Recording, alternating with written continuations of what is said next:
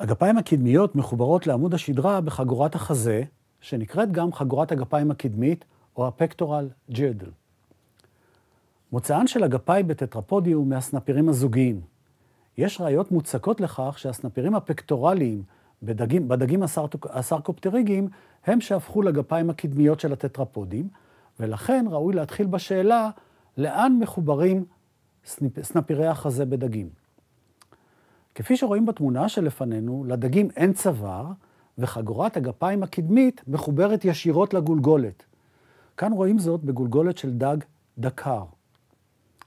ואם מסתכלים על הגולגולת הזו מאחור, רואים כיצד בכל צד ישנה רצועה של עצמות שמתחברת לגולגולת, ואל הרצועה הזו, שהיא חגורת החזה, מתחברים הסנפירים הפקטורליים. והנה עוד מבט מקרוב על חגורת החזה שמאורגנת ישירות אל הגולגולת. בדגי סחוס הצטמצמה החגורה לקשת קצרה, ואין חיבור של חגורת החזה לשלד הסחוסי המצומצם ולגולגולת. השינוי הגדול בחגורת החזה חל בטטרפודים.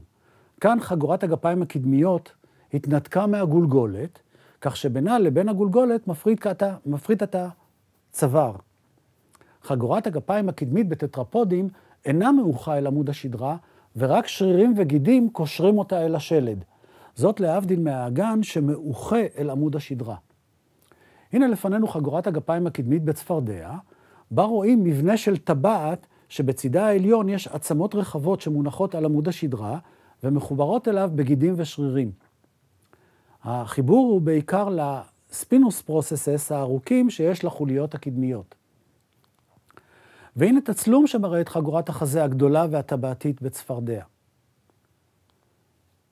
חגורת החזה מקבלת גודל משמעותי מאוד בזוחלים, כפי שמתואר באיור הזה. עצם החזה, הסטרנום, התרחבה והתחברה אל הצלעות, וכך נוצר בית חזה סגור בו נמצאות הריאות. מן הצד, העצם אליה מתחברת הרגל הקדמית בכל הטטרפודים היא הסקפולה. בזוחלים היא מחוברת אל שתי עצמות גדולות. הקלביקולות, הכוונה היא שהסקפולה מחוברת בזוחלים אל שתי עצמות גדולות נוספות. הקלביקולות, עצמות הבריח, והקורקואיד. הקלביקולות הן עצמות הבריח הימנית והשמאלית, והן מחוברות במרכז אל עצם קצרה שנקראת אינטרקלביקולה, עצם בין בריחית. מלמעלה נתמכת הסקפולה בעוד עצם גדולה ורחבה, שנקראת סופרסקפולה, על שם העמדה שלה, מעל לסקפולה. והנה מבט על חגורת החזה במבט מלמטה, וניתן לראות כאן את העצמות השונות. נתרכז באלה שרואים מלמטה. המשטח הגדול מורכב בצידו התחתון מהסטרנום, עצם החזה, והקורקואיד, כאשר במרכזו נמצאת האינטרקלביקולה, העצם הבין בריחית. בהמשך לה מלמעלה מסתעפות שתי עצמות הקלאביקל, עצמות הבריח. ברקע למעלה רואים גם את הסופרסקפולה, ובצד את הסקפולה בה יש את השקע שנקרא גלנואיד פוסה, ואליו מתחברת הרגל הקדמית. וכך נראית חגורת החזה במבט מלפנים. למעלה חופה עצם הסופרסקפולה הגדולה, בהמשך להסקפולה שבצידה התחתון ישנו שקע הגלנואיד פוסה שאליו מתחברת הרגל. הסקפולה נתמכת מלפנים בעצם הבריח, הקלאביקל, ומלמטה בעצם הקורקואיד.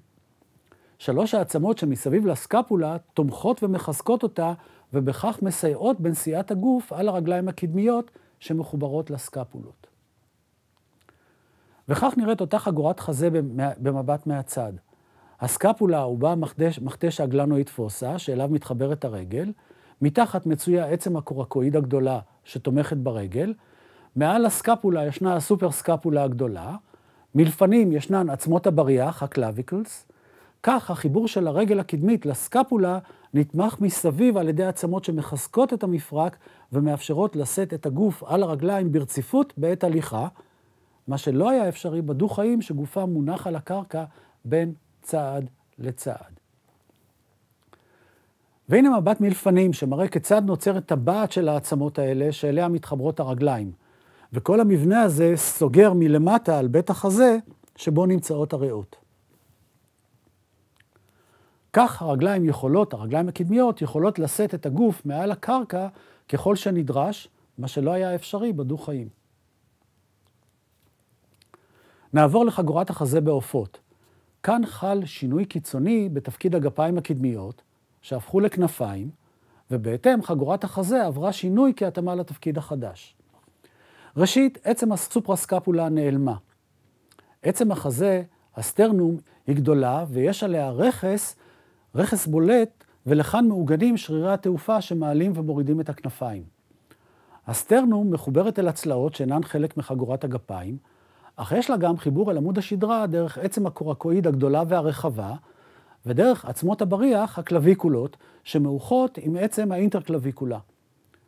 כך נוצר חיבור חזק של עצם החזה לאזור המפרק של הכנף. בכל צד, הסקפולה, יחד עם הקורקואיד והקלביקולות, הן המעגן לכנף. זה תצלום של בית חזה שבסכנאי, ראו כיצד הוא מהווה את מרבית גודלו של הגוף, ועיקרו בעצם זה עצמות החזה הרחבות. והנה כאן מבט לתוך הגוף שמראה את הקלביקולות הגדולות והאהבות, ויחד עם הקורקואיד העבה, אלה העצמות שתומכות יחד בנקודת המפרוק של הכנפיים אל הסקפולה, ומקנות לכנפיים מעגן מוצק. נעבור לחגורת החזה ביונקים. עצם הסקפולה היא גדולה ורחבה, והיא מעוגנת לעמוד השדרה בכישורים רבים, בעיקר לזיזי הגב, הספינוסוס פרוססס, שארוכים מאוד באזור הזה. הרגל מחוברת אל הסקפולה בחיבור שמאפשר תנועה של הרגל קדימה ואחורה. אל הסקפולה מחוברת מלפנים, עצם הבריח, מלפנים או מלמטה, עצם הבריח, הקלביקולה, שמאפשרת תנועות לצדדים. כך שתי העצמות האלה, בסך הכל שתי עצמות, סקפולה וקלביקולה, אחת מלמעלה ואחת מלמטה, מהוות את כל חגורת הגפיים ביונקים. יותר מכך, כפי שנראה בהמשך, חלק מהיונקים ויתרו על עצם בריח, על הקלביקולה, כך שחגורת הגפיים הקדמיות שלהם כוללת רק עצם אחת, הסקפולה. זה שלט של חולדה, וניתן לראות כאן את הסקפולה הגדולה אליה מחוברת הרגל, ואת עצם הבריח, הקלביקולה, שנועלת ומחזקת את המפרק בין הרגל לבין הסקפולה. כך גם בשלט של הגורילה, שהיא קוף אדם שקרוב אלינו, ובו ניתן לראות את שתי העצמות, הסקפולה מלמעלה, והקלביקולה שמחזקת אותה מלמטה, ממש כמו אצלנו. וכך יש לידיים של הגורילה מעגן שלדי יציב לתנועות לצדדים ולתנועות קדימה ואחורה. והנה כך זה אצלנו כמו שהדגמתי על עצמי.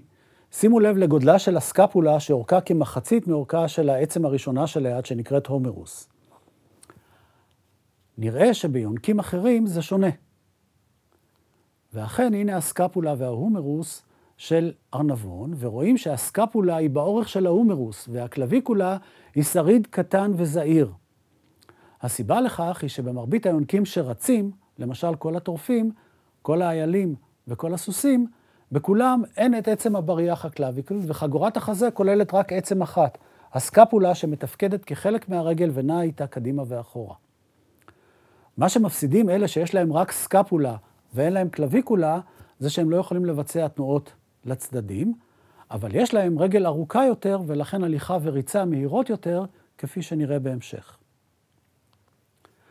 כך גם בברדלס, הצ'יטה, שזה השלט שלו, גם כאן אין עצם בריח, ולכן הסקפולה חופשית לנוע קדימה ואחורה כחלק מהרגל, מה שמאפשר לו צעדים ארוכים ותנועה מהירה. והנה כאן רגל של אריה, ובצידה העליון הסקפולה, שהיא כל חגורת הגפיים הקדמית שלו. והיא כאמור מחוברת לעמוד השדרה בגידים, ואינה מאוחה אל עמוד השדרה כפי שקורה בין עצמות האגן לחוליות עמוד השדרה. גם בלוויתנים אין עצם בריח, קלביקולה, ויש רק סקפולה גדולה ורחבה שמשמשת משען לגפיים הקדמיות שהפכו כאן לסנפירים. נסכם את שראינו אודות חגורת הגפיים הקדמית, הלוא היא חגורת החזה שמעגנת את הגפיים הקדמיות אל עמוד השדרה. בדגי גרם החגורה גדולה, אך היא מעוגנת ישירות אל הגולגולת מאחר ולדגים אין צוואר.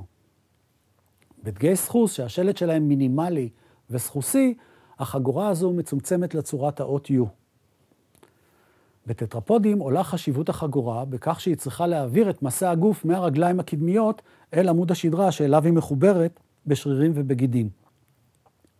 בדו-חיים החגורה מצומצמת, ולכן הם אינם יכולים לשאת בעומס הגוף ברציפות, והם נעים תוך שהם מניחים את גופם על הקרקע בין צעד לצעד. בזוחלים חלה התרחבות של החגורה, שאתה יכולה לשאת את הגוף משך כל העת מעל הקרקע. המפרק בין הרגל הקדמית לסקפולה נתמך מלמעלה על ידי הסופרסקפולה, מלמטה ואחורה על ידי הקורקואיד, ומלמטה ומלפנים על ידי עצם הבריח, הקלביקולה. בעופות חלה הגדלה ניכרת של הסטרנום. הסטרנום היא עצם החזה שעליה מצויים שרירי התעופה, והיא מעוגנת גם לצלעות וגם על ידי הקורקואיד ועצמות הקלביקולה והאינטרקלביקולה. כל העצמות האלה עכשיו תומכות במפרק שבין הסקפולה לבין הכנפיים. ביונקים עצם הסקפולה גדולה וחזקה, ולכן יש ויתור על העצמות הנוספות שיש לטטרפודים אחרים. ביונקים שמבצעים גם תנועות לצדדים, כוללת חגורת החזה שתי עצמות. סקפולה מלמעלה, היא מאפשרת את התנועות קדימה ואחורה, וקלביקולה, עצם הבריח, שמאפשרת תנועות לצדדים. יונקים שרצים ויתרו על עצם הבריח, הקלביקולה, ועל ידי כך שחררו את הסקפולה לתנועה עם הרגל קדימה ואחורה, אך בשל כך אינם יכולים לבצע עם הגפיים הקדמיות תנועות לצדדים. ביונקים האלה הסקפולה התארכה עד כדי אורכו של ההומרוס, והיא מתפקדת עתה כחלק מהרגל הקדמית.